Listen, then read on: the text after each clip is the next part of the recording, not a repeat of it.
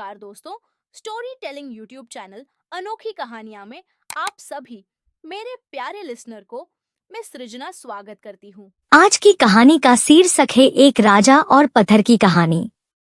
एक बार की बात है, एक राजा अपनी प्रजा की परीक्षा लेने की सोचता है, जिसके लिए वो अपने राज्य के मुख्य रास्ते पर एक बड़ा सा पत्थर रख देता है। वो पत्थर के नीचे सोने के मोहरों की थैली रख देता।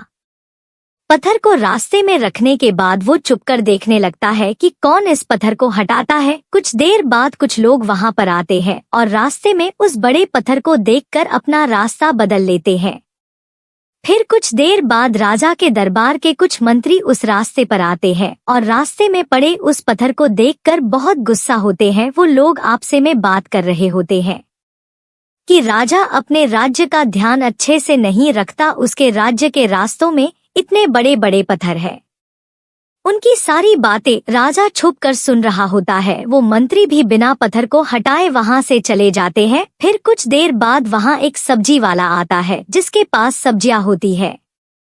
वो रास्ते में पड़े पत्थर को देखकर अपनी सब्जियों को नीचे रखकर उस पत्थर को हटाने लगता है। काफी मेहनत के बाद वो उस पत्थर को हटा देता है।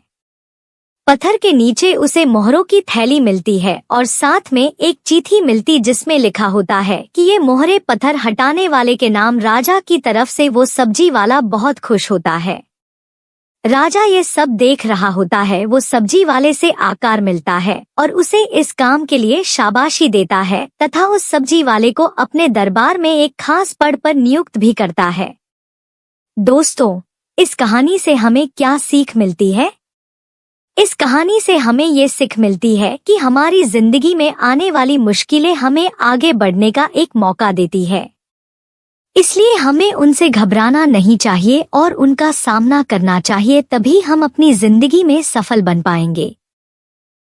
दोस्तों, ऐसी ही और नई प्रेरणादायक, ज्ञानवर्धक और रोचक कहानी सुनने के लिए हमारे YouTube चैनल अनोखी कहानियाँ को सब्सक्राइब करें। धन्यवाद।